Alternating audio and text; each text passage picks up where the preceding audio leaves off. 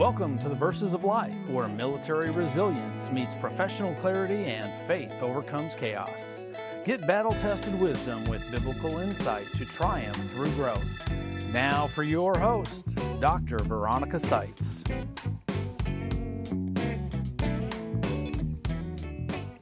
Welcome to the Verses of Life. You are in for a life-changing episode with one of our valued veterans that has served through Vietnam as Ben Command, retired Lieutenant Colonel, USMC, Jack Matson. At the age of 19, he went into the Marine Corps, and he has served for over 26 years total service and retired in 1996. He has received the Meritorious Service Medal, the Navy Commendation Medal, and served as chairman in the Burleson Chamber of Commerce. Those are just a few highlights. There's so much more to you, Jack, and I'm not only delighted, I'm honored. I'm honored because I recognize that when we bring guests, they are here for you. So hear from my friend and my honored guest, Jack Matson, the voice of lived experience, to guide the way from where he is in triumph, from a place that he's marched, not from survival alone, but moved into thriving. Jack, welcome to the show. Thank you very much. I appreciate your compliments. That's great. Well earned and very deserved. And I will say too, a very long overdue honor with dignity. Welcome home. Thank you. Welcome Thank home. you. That is great. Great to hear. Yeah. It is, it's with a great passion and personal skin in the game. You know, I got to walk my veteran uncle, and he adopted me as his daughter. Oh, wow. Vietnam veteran to the finish line. And if there's anything I can appreciate, it's the need to speak life. And I knew when we talked about some things that you've done, that our audience really needs to hear something that I came away with unaware. As much as I try to glean from every veteran, one of the things that you brought up was just eye-opening. You have written an amazing article, and I'm going to do everything to help you get it published. Okay? That's my commitment to you. In an article that you have submitted for publication, you mention something that just really drove home what does not exist now, hasn't since World War II, but is a space and time and collaborative community that definitely made a difference in the transition from combat to civilian life. We're not talking about military to the marketplace, we're talking about combat. And so tell me a little bit about what you know to be valuable about our soldiers that came home from World War II. How did they come home? Well, let me begin by basically saying that when an individual goes to combat, he is a different person coming back. Mm-hmm. The things that they experience, the issues that they deal with, the chaos that they're involved in, these are all things that don't happen in normal civilian life. So the behavior and the conduct in combat is vastly different than that in civilian life. Mm-hmm. And you're in that environment for a year, 2 years, however long, and then you're expected to come back from that into your living room and say, "Hi, wife, how are you doing?" Or "How are my children doing?" And let me tell you what I did while I was in combat. That's not possible. But what was interesting about the Second World War was that those veterans came back by way of Navy ships, and it took 60 days primarily to get back. And during that 60 days, there was an opportunity for all of them to create that camaraderie amongst themselves. What did we do? Why did we do this? What was the purpose of us going over there? Why did we kill someone? Why did we drop bombs on villages and where people died? What did we do? What was the purpose for us going over there? And they can deal with that moral issue and that guilt issue in that environment with those other soldiers. Unfortunately, as we went through time, we went into Korea. Korea veterans came back very shortly. They didn't have a lot of time to create that camaraderie. And when we went into Vietnam, a lot of the veterans came home from being in the middle of a rice paddy dike, firing at the enemy, and 3 days later they're in the living room talking to mom and dad, Aunt Lucille and wife and children. That's not even time for the brain to process trauma. That's the space that I step into. Is I'm very big on training the brain, the one organ in your body that kept everything alive by the skills you learned, the drills that were reinforcing those, that conditioned the will to run in, does have a need to be trained to thrive. And what you're talking about in that quick turnaround time from a combat zone into the home zone, so to speak, the warriors coming home really charged with a lot of things. You've mentioned before, and the concept of guilt and moral injury, how those two fit within, and it's also been beneath the surface. This is something that you, as a combat veteran, have navigated through. The mission of a soldier, airman combat, is to seek out and destroy the enemy. Well, in the process of doing that, I'm killing someone, or I've dropped the bomb that leveled the city, or I fired the artillery that literally did the same thing, or whatever other means that we use to attack and close with and destroy the enemy is what our job is.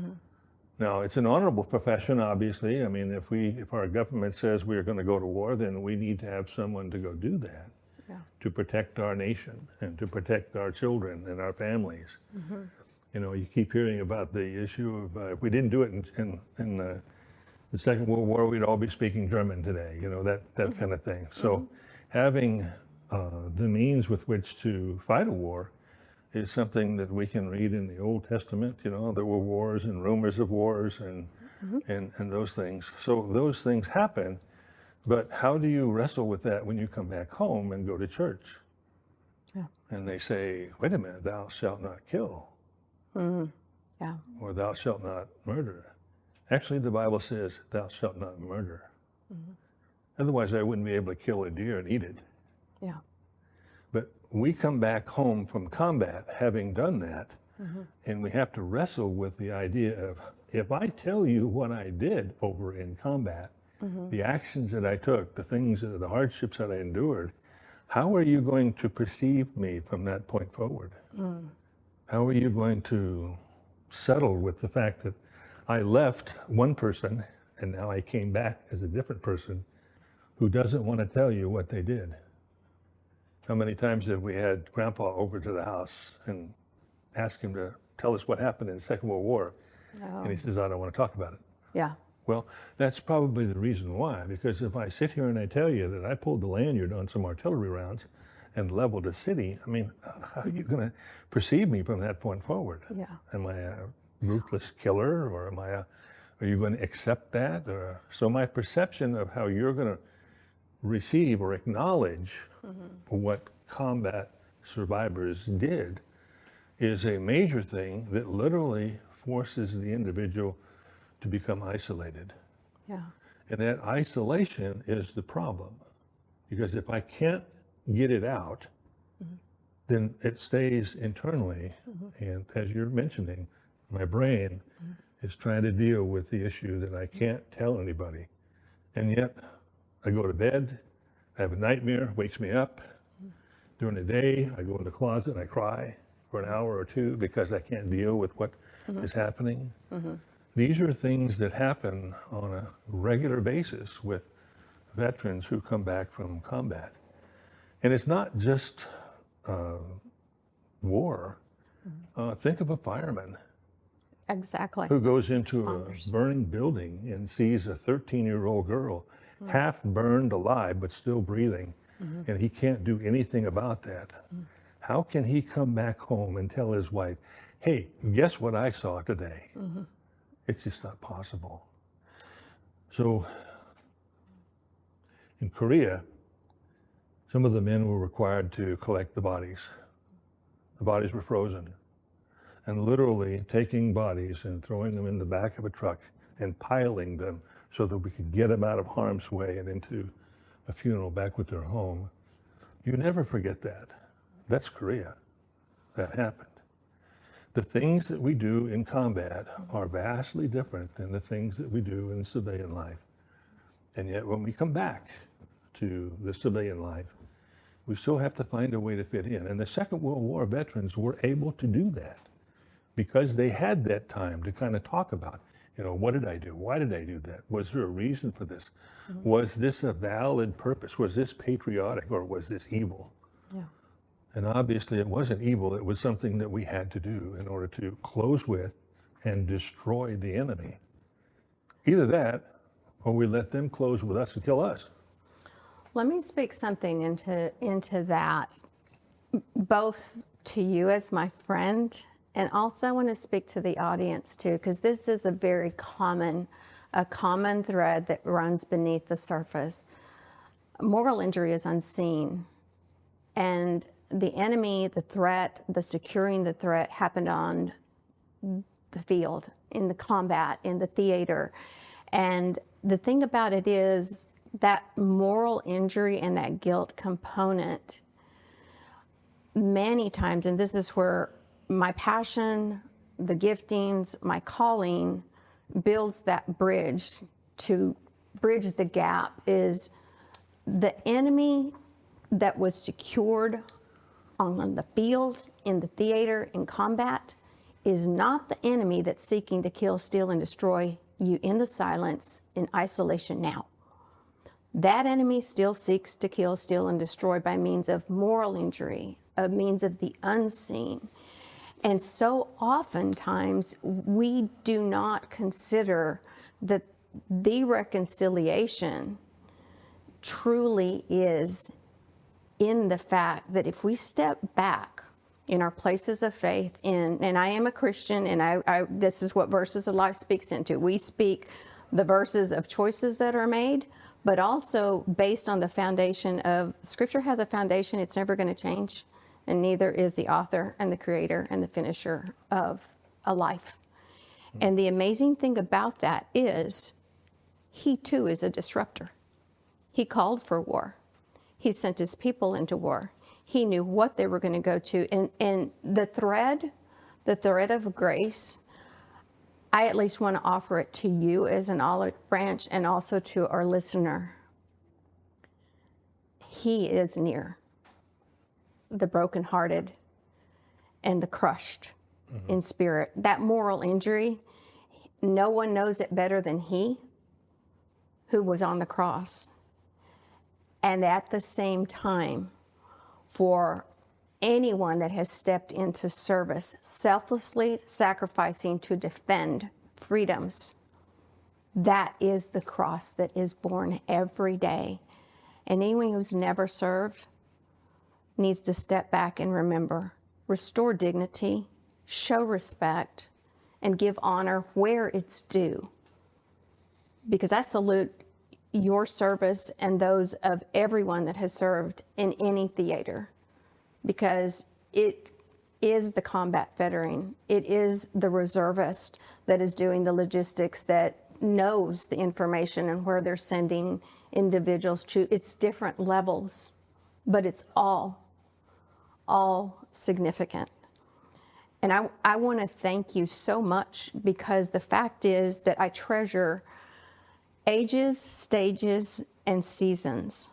And seasons being Vietnam veterans are our right now most accessible voices of experience to build this bridge. We can do better.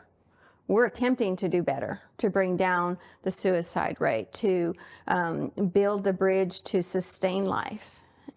And so I want to thank you for lending your wisdom, because we need to, as a society, we really need to tap into it. First, to be there for you, and second, because you have a lot to add in value, even from places of pain.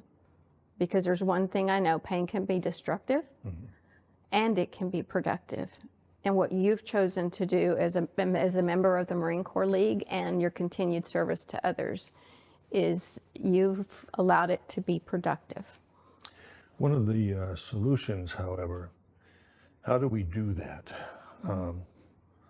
We have the problem of that camaraderie, trying to rebuild that. When someone goes into the military and they discharge their regular term, 4 years, 5 years, however many years it is, they are part of a program called the Transition Assistance Program. And so they're given the information about the VA, they're given information about the medical and all those things as they walk out the door and go back into civilian life, just basically from the military. Well, that's okay for that, but that's not what we're talking about. No. What we're talking about is someone who comes from Afghanistan and 3 days later is back in country, getting ready to take leave for a week or 2 weeks or maybe 30 days to go be with the family. That cannot happen. Those folks need to go through that period of time where we can go and create that camaraderie. There needs to be an operation, a system in place to make that happen. And I've talked to several general officers who have been division commanders who agree with me that that's really an important part of making that transition from that war zone to civilian life again. Now, you may still continue to be in the military, but you need to be able to find a way back into your family. Now, I might be able to come home and tell my wife that I spent a lot of time in rice paddy dikes and had leeches on my legs and that kind of stuff, and tell her that the temperature was so-and-so. But I may not be able to say that I fired my machine gun into a tree line and I don't know how many people I killed. So there are ways for me to be able to communicate with my family. I may not be able to tell them the whole story, but I can maybe tell them some of the environmental issues, some of the things that kind of really were disrupting to, chaos that was involved in. But now I need to talk to the rest of that to another veteran. Yes. So we have several organizations in our country that, not only the Marine Corps League, but the VFW, we got the American Legion, we got all the different services that have special groups, even recruiters have their own society and organization type thing. But they need to be able to get with those groups and be able to create that camaraderie. Unfortunately, we don't think in that term. From the family standpoint, the family who's recognizing that their son or daughter went to combat, came back a different person, that person now and that family now is to try to encourage that veteran to get with one of those groups so they can build that camaraderie. Yes. So my message in my article is that families are a very important part of this. And unfortunately, they don't recognize or they don't know that this is so important for them to connect their veteran to other veterans so that they can talk it out, so they can get it off their heart and off their mind. Now we have religious groups that they can be part of too, obviously with our church, and that's very important. But there are so many other veterans who look at each other and say, I was the guy that pulled the lanyard. Yeah, but I was the guy that pickled the bomb. And I was the guy that fired the machine gun. That conversation needs to happen between those veterans, just like those World War II veterans that spent those 60 days on the ship talking about that very same thing, so that when they got off the ship, they were able to get back into their society and talk with their families. Does that make sense? It makes sense. And you had mentioned before, there's a complete difference in camaraderie and commiserating. Commiserating is when you go to the whatever organization and there's a bar. That is not what we're talking about. Drinking away the sorrows. I can't drink myself under the table and resolve this issue. No, I need to be able to avoid that part of it. That's still going to be there, I'm sure. But some of the organizations that, they're specifically to, maybe the mission is to let the people know who they are, that the military, Air Force, Army, Navy, Air Marine Corps, Coast Guard, all of those services are critical. But it's not just the military. It's those police officers. It's police officers, it's our medical. Those firemen. And those folks that are involved in, emergency care, ambulance drivers. the things that they see on a daily basis. They need to be able to communicate. Firemen pretty much are in the same building for several hours, and they're able to talk those things out. Yeah, But that's true. Well, we're coming close to our time, but it's certainly a timeless conversation. Jack, I want you to look into that camera, and I want you to speak to the listener and just speak a lifeline to them. What would we do better if we met your need when you came home?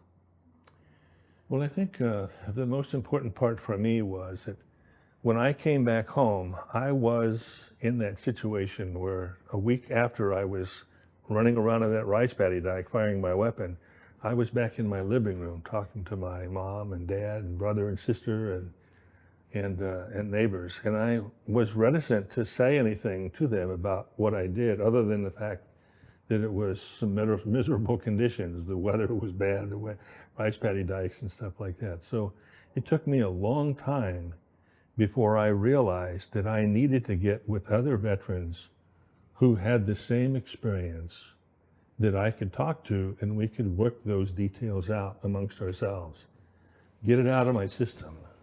And every year after that, I still have that same issue, that I need to be able to talk with other veterans.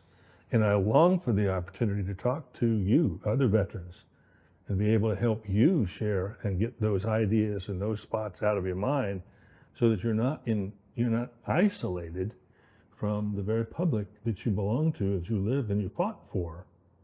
So get with those veterans organizations that are combat veterans and can be able to tell and talk with you and get those things and help you through that process. All of us do it. All of us do it.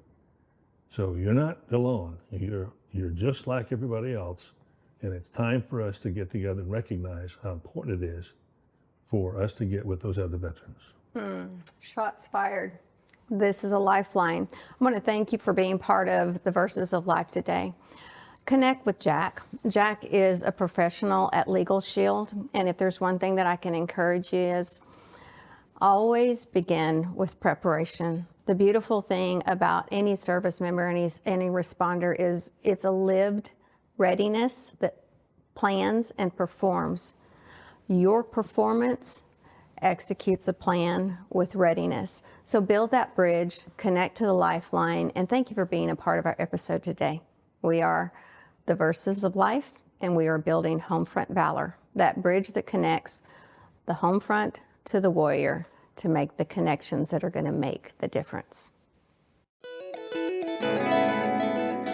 This has been the Verses of Life, where warriors and professionals live life on purpose, silence doubt, and lead with action. Stay strong, stay grounded, and remember, growth through pain reveals a greater purpose. Stay. The world needs you.